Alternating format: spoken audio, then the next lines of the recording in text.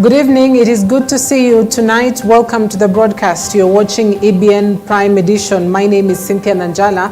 We've got quite a lot in store for you tonight, but here are the day's top stories.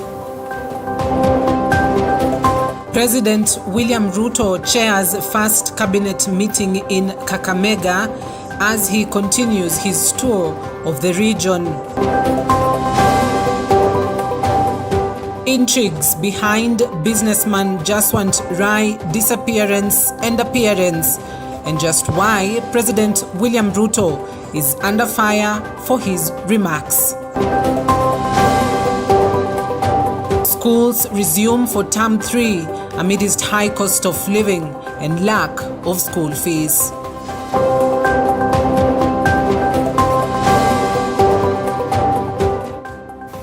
Well, my name is Cynthia Nanjala. You can watch us live on Facebook and on YouTube on EBN TV. Our SMS line is 23993. EBN Prime Edition begins right now. Leaders drawn from Azimio la Umoja coalition have criticized President William Ruto's hard stance against select tycoons accused of manipulating the sugar sector. During his tour of Western Kenya on Monday, the head of state insisted that he will not allow individuals he argued were cartels to operate within the industry. Among those, the president has named is billionaire Jaswant Rai, who last week on Friday was abducted by men suspected to be police and later released. But why is the focus so much now on this family? Here is that report. The abduction was among the first signs that things were not well for the billionaire family, used to eating life's goodies with a big spoon. Sensing danger, the Rai's family sought police intervention after filing a missing persons report. Shortly after, his name was being mentioned adversely by President William Ruto on the second day of his 5-day tour of Western Kenya, as he promised to revive the sugar industry, which was once the mainstay of the region's economy. Maneno ya Mumias Boni Khalwale amesema ati kuna watu pale, na ni kweli ile maneno amesema. Kuna watu wakora, matapeli. Ati wameenda wakasema ati walikuwa wamenunua ile cogeneration facility pale. Wameenda kuleta sijui bank gani, wamepeleka mahali fulani. Mimi nimefanya uchunguzi, hakuna hata shilingi moja walilipa. Mtu anaweza kuchukua mali ya wananchi bila kulipa pesa?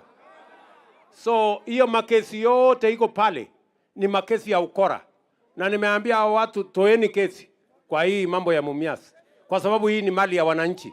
Hakuna kesi itafanywa mali ya wananchi. Vile mimi nimetoa madeni ya serikali, hawa watoe hizi makesi tupange Mumias upya.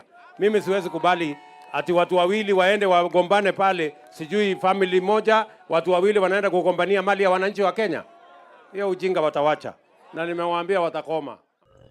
Aswant is a member of the Rai family, which controls over 70% stake in both the edible oil and sugar sector in East Africa. Some of Mr. Rai's lawyers have speculated that the abduction had something to do with the ongoing battle over the receivership of Mumias Sugar Company, which some time back saw him arrested by detectives from the Economic Crimes Unit who are investigating a treasury report alleging an attempt by some individuals and companies to defraud the firm. Rai and his brother, based in Uganda, have been fighting in court over the Mumias Sugar Company. His tycoon brother, Sabjit Singh Rai, owner of Uganda-based Sarai Group, took over the management of Mumias Sugar Company about 1 year ago. President William Ruto has vowed to dismantle the cartels, causing confusion in the sugar subsector, demanding that two investors fighting over control of Mumias Sugar Company cease, pack up and move out. This Mumias mpaka ikae straight. Hakuna mchezo huko. Sijui kama tunaelewana watu wa Mumias. Hapa Mumias ndio tunataka tuzalishe mali ya hawa wananchi. And we want that factory to run professionally and to run for the benefit of the sugarcane farmers and watu wa hapa Kakamega County. On Tuesday, the Law Society of Kenya President Eric Theuri claimed that unknown individuals had been threatening lawyers representing billionaire Jaswant Rai and other sugar sector tycoons. So by implication, it would be not far-fetched to say that the state had a hand in the abduction of Mr. Rai, because what the comments that have come out and the threats that have come out asking parties to withdraw those cases, even at the risk that they may be rejoined with their maker, to us is a pointer that the state had a hand, or probably had a hand in that abduction, because it is consistent. On Monday, yet another man linked to Jaswant Rai, Yogesh Patni, the managing director at Victoria Commercial Bank, was taken in for questioning as a result of his links to Jankwat Sai Rai, Mumia's sugar company, and another company called Vortex. Weeks before his arrest, he had obtained an anticipatory bail from Commercial Court alongside Rai. The sugar sector was once the mainstay of the economy of Western Kenya, but was ravaged by cartels who have ever since exploited farmers and done everything to ensure any efforts to revive the sector fail. The government has in the past pumped billions into the sugar companies, but the money seemingly goes into a bottomless pit. This vowing his government will sort out the mess once and for all. Still on that, civil society groups and human rights organizations called on President William Ruto to retract his threatening statements against those he referred to as sugar cartels and issue an apology. This comes after President William Ruto, who blamed the aforementioned cartels for the collapse of the nation's sugar industry, including the state-run Mumia's Sugar Company, over the weekend, vowed to take them head-on. He also ordered that all current court cases involving Mumia's Sugar Company's ownership and control be dropped.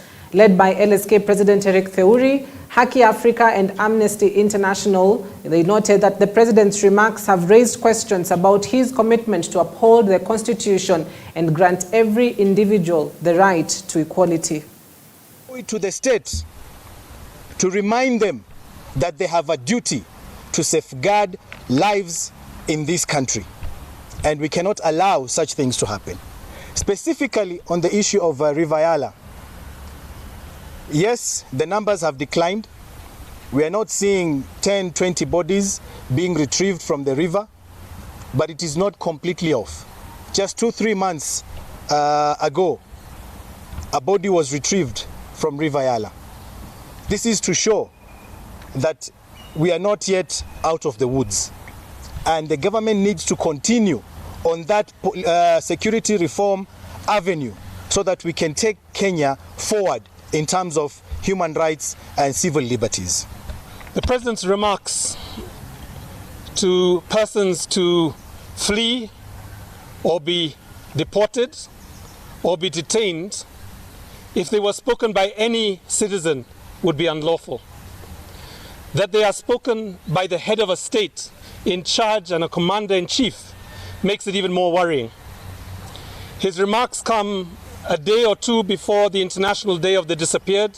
This is an internationally recognized day by the United Nations that says that no human being must be denied their right to a fair trial, that no human being can be disappeared and intimidated or even worse, killed.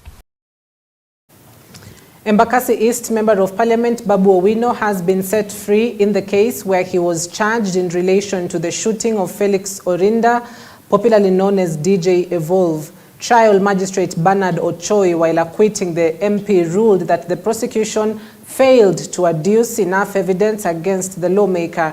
The court faulted the investigation officer in the case, saying that he failed to tackle crucial areas and termed the investigations done as shoddy. Magistrate Ochoi further noted that the main witness was never called to testify against Babu Owino. The court ruled that the prosecution failed to adduce the medical evidence to show that the victim was injured by a gun, and the ballistic report did not conclusively find the firearm was used in the shooting. The images on a CCTV footage or statement by the victim that he was shot cannot be substitute for medical evidence. The primary evidence that ought to have been produced to prove the victim was shot by a gun was the medical report or a duly filled P3 form to confirm that the victim had suffered a gunshot wound. This judgment has gone the way the Almighty God wanted it to go. That is how God wanted it to go. And I want to say that the day that I will be victorious is the day that I will see DJ Evolve walk. President William Ruto on Tuesday chaired a cabinet meeting at the Kakamega State Lodge in Kakamega County. The meeting is part of Ruto's tour of the Western Kenya region, which entered the 4th day on Tuesday. He was flanked by Deputy President Rigathi Gachagua and Prime Cabinet Secretary Musalia Mudavadi. The last cabinet meeting was held at the Sagana State Lodge in Nakuru on August 8th.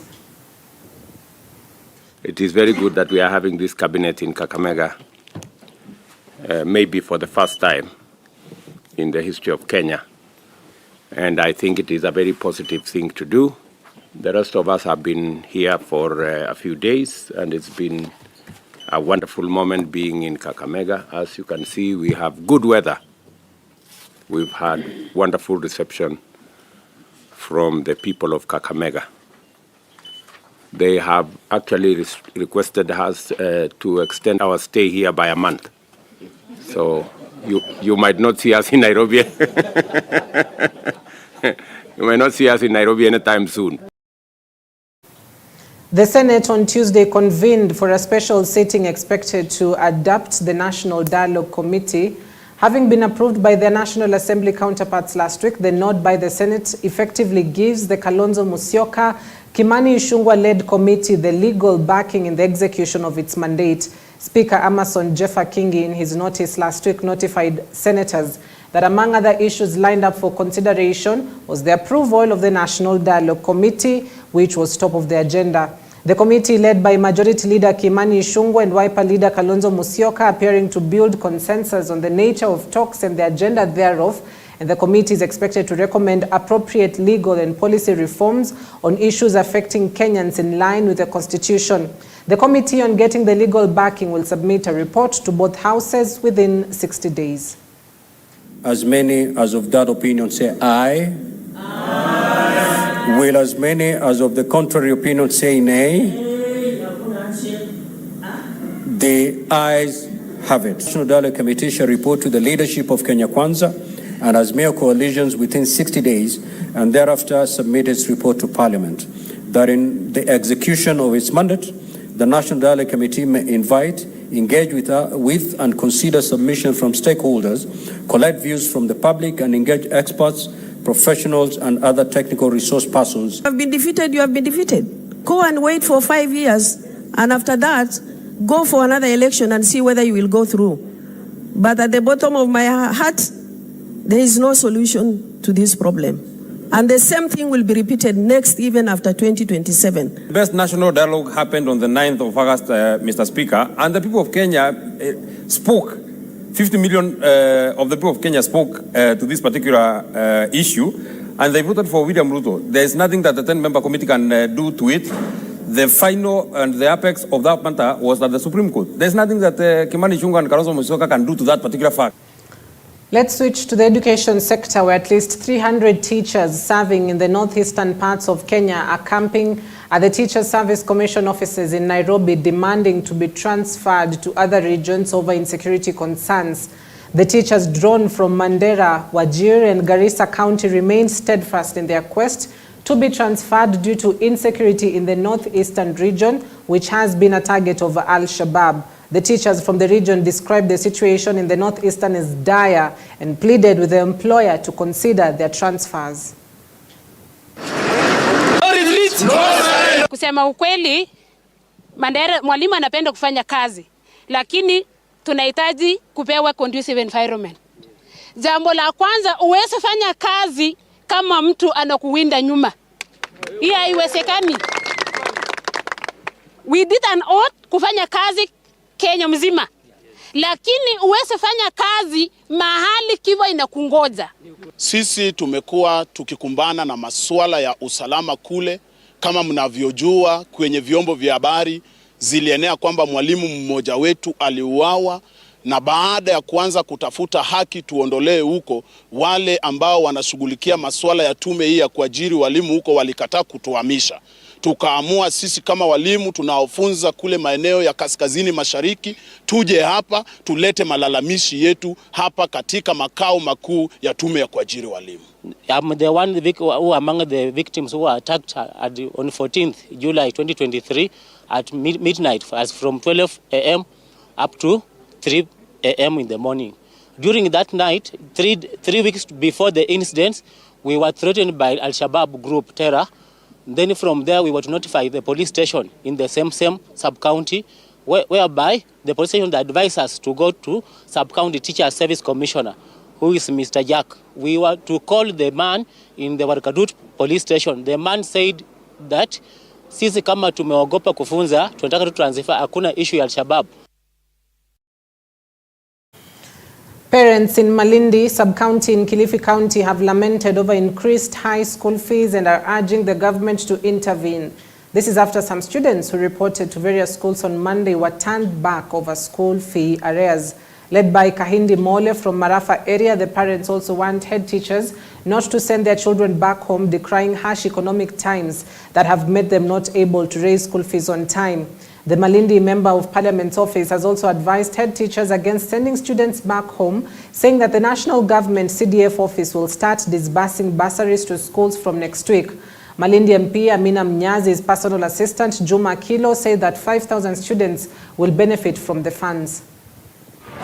Changamoto ya school fees kwangu mimi ni kubwa sana.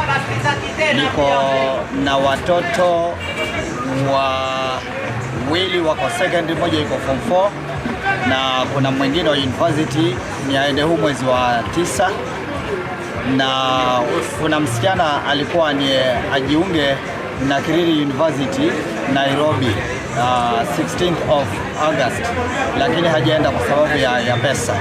Yule firstborn wangu hajapata kibarua na hata leo amekuwa kule Marafa kwa ajili ya recruitment ya KDF, lakini naambiwa kwamba ametolewa. Kweli kutokea rashi yanze tumeshuhudia si kama vile kawaida, kwa sababu saa hii kidogo nimeona kwamba kuna upungufu wa wanafunzi kurudi shule hapa jana na wakaregeshwa. Leo ndio wakaja wazazi wengine pia, nikazungumza na wao, nikawaelekeza kwamba warudishe watoto shule, waende kama wazazi pia waende wakaongea na walimu ili wale watoto waweze kubaki shuleni, na especially wengi ambao wanarudishwa ni wale form 4s ambao wanaenda kumaliza kozi yao ya kidato cha 4. There was a standoff at the Senate chambers after Nandi Senator Samson Cherargei defied orders issued by the Speaker, forcing him to be sent out. Cherargei was breathing fire after Kilifi Senator Stewart Madzayo referred to him as a kid during his submission. Immediately after, Cherargei demanded an apology from Madzayo, shouting in the chambers, even as he was being requested to sit down by Speaker Amason Kingi. Minutes after Cherargei was sent out, the Speaker turned to Madzayo, telling him to withdraw his statement and apologize or leave the chambers as well. Senator Cherargei, having prosecuted your concern, kindly take your seat.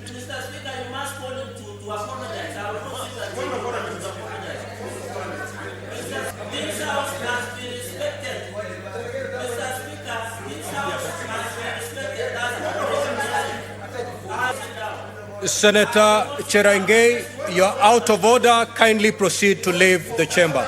Sergeant at Arms, escort the member out of the chamber. Pardon?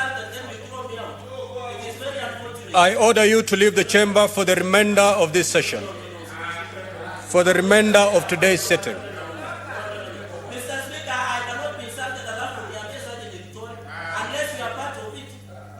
Senator at Arms, kindly use the necessary force under Standing Order 126 to get the senator out.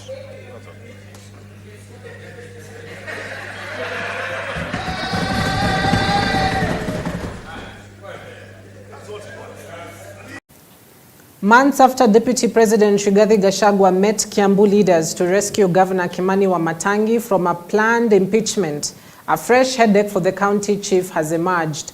Kiambu MCAs now accuse the county boss of dictatorship, failed leadership and inability to manage the county development plan. In a press briefing at the County Assembly on Monday, the MCAs claimed that Wamatangi operates like a lone ranger who is not working with other leaders and has failed to include them in key decision-making. Also, at the center of the wrangles between the County Assembly and the executive leadership are allegations that Wamatangi has failed to fully constitute his government for effective service delivery 1 year after he assumed office. Our county chief officers have not been in place since we were elected. The advert was done last year in October. The shortlisting was done, and up to now, the members who are shortlisted have not been appointed. 1 year down the line, and that is a county that is working. The situation in the county shows a dire need of re-evaluation. Across all the departments, the development is actually below par. The figures on the development absorption points to a lot of failures across all the departments. Failing to spread on the development means Kiambu residents did not get the much needed services. Residents can attest to this. Mimi namwomba gavana kwa unyenyekevu mkuu, kwa sababu yeye ndio gavana aliyeko kwa wakati huu na aliyechaguliwa na wananchi, akubali hawa wananchi ambao walimchagua wapate matibabu. Haya mambo ya kuulizana nani mkubwa kushinda mwingine, nani alichaguliwa, nani anafanya kazi gani, hatuwezi kufanya hizo kazi kwa sababu sisi si wauguzi, sisi sio madaktari. Sisi tumechaguliwa kama wanasiasa kufanya kazi ya siasa, lakini watu viongozi lazima washirikiane na waseme kwamba mtu mkubwa zaidi ni mkaazi wa hapa, ni mwananchi, ni yule aliyepiga. Religious leaders in Kakamega have urged the Ministry of Education to incorporate the Christian Union as mandatory in the current curriculum, aiming to promote moral values in the society. The leaders also commended the national dialogue, saying it will enhance cohesion and national peace. Our youths are threatened. They are at a threat. We have issues like drug and substance abuse. Many children are lost in drug and substance abuse. We have issues to do with LGBTQ. We have issues to do with children separating from parents. And so that devil separates children from parents, so that many children are parentless, they have no direction and they get lost. If we want a future for Kenya, we have to reach the students and bring them to the knowledge of Jesus Christ. Mambo ya kiroho lazima ishughulishe kiroho, na mambo ya uongozi ishughulishe kuongozi. Kama kuna tofauti ya mahubiri, kama kuna tofauti na imani katika makanisa tofauti, ningependa kusema kwamba wacha kitu cha kiroho kipate solution spiritually. Lakini ukitenganya mambo ya siasa na mambo ya kiroho, tutaenda round and round atupata solution. In any talk, iwe political, wacha Mungu atangulie. Wacha roho ya Mungu itangulie. Kwa hiyo room, hata before they start, let them call a spiritual leader. Come in that, pray for them, even preach to them. And then the preacher leaves and leaves them now to discuss whatever they discuss. They will actually be led by the word that the spiritual leader has preached to them before they start talking. Beyond Africa. Maasai leaders from Kajiado, Narok and Samburu counties have warned wildlife conservation groups against interfering with the implementation of President William Ruto's directive to transfer the management of Amboseli National Park to the county government of Kajiado. The leaders, who included 3 governors, 10 members of parliament, 3 senators and more than 50 MCAs, said they would not tolerate any attempts to sabotage the Amboseli takeover, which they termed as a correction of one of the most discriminatory historical injustices meted on the Maasai community. The leaders spoke inside the Amboseli National Park during an interdenomination Thanksgiving prayer ceremony conducted by Archbishop Jackson Sapit of the Anglican Church in Kenya and 30 bishops from 3 counties. Archbishop Sapit said the clergy from the Maa Nation fully supported the changes over Amboseli and pledged that they would pray for the community to ably manage it. We are celebrating God and thanking the President that this historical injustice has been reversed. We appreciate the monumentous job ahead of us of restoring Amboseli glory and taking Amboseli to the right position. People all over from Kajiado, Laikipia, Narok, Samburu, and also Randile in Marsabit are all here today to show the whole world that what the president has done is the right thing. This park was taken back to national government or KWS in 1971. That this is a special day for the Maa-speaking people. It's a special day because we want to thank God for returning Amboseli to the people of Kajiado. It's a special day because we want to thank the president for correcting a long-standing injustice to the people of Kajiado. I want to say thank you even for giving trust and having that trust to the county government of Kajiado that they can manage this ecosystem. On Monday, law enforcement officials intercepted a hearse in Busia County that was transporting 12 sacks of cannabis sativa. The DCI released a statement indicating that the shipment was en route to the port city of Kisumu. DCI further reported that the bag had been meticulously arranged within the hearse, which is typically used for transporting deceased. At approximately 7 p.m., police had stopped a white Nissan van for a routine inspection, and the vehicle was heavily tinted and played mournful melodies commonly associated with funeral processions.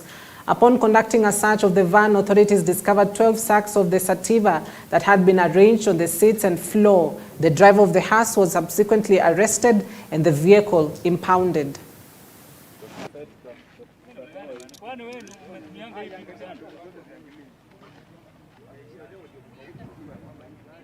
Hivi sasa tuko na hiyo driver, hiyo lori iko hapa na hiyo bangi.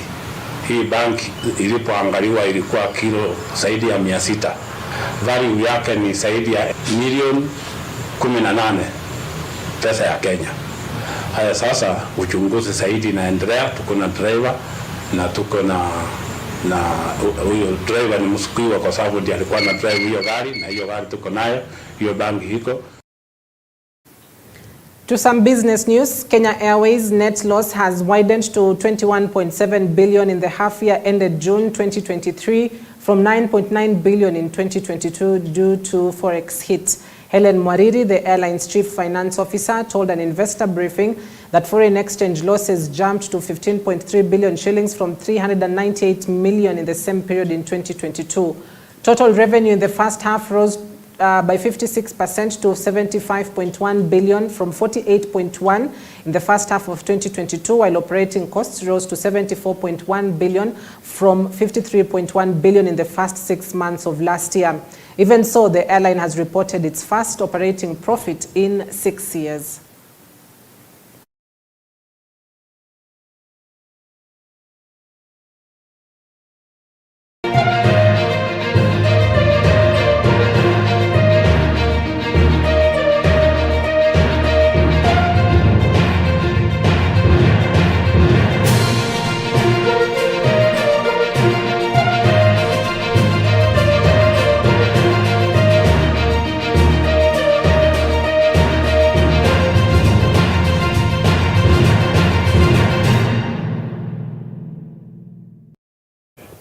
In the world of sports, Harambee Starlets head coach Godfrey Solo Oduor has resigned 6 months after he was appointed to the role and joined the Football Kenya Federation Premier League side Nzoia Sugar.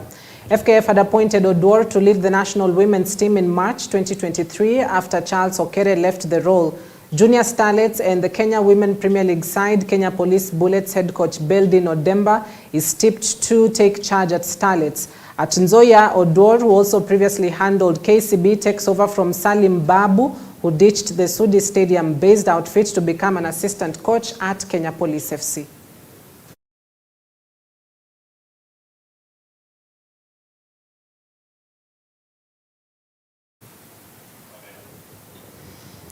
Team Kenya from the just concluded World Athletics Championships in Budapest, Hungary is back in the country after winning a total of 10 medals. The team arrived in 6 batches at different times on Tuesday afternoon and night. Team Kenya topped the medal table in Africa, followed second by Ethiopia. Trying to be myself, still wake up early in the morning, knowing that I have a youth. I have a group of youth following my footsteps and want they want me to be their role model. So you've said kulingana na venye nimekuwa nikitrain na sasa advert zenye napewa na like my mentor Aaron Obilik na Beatrice.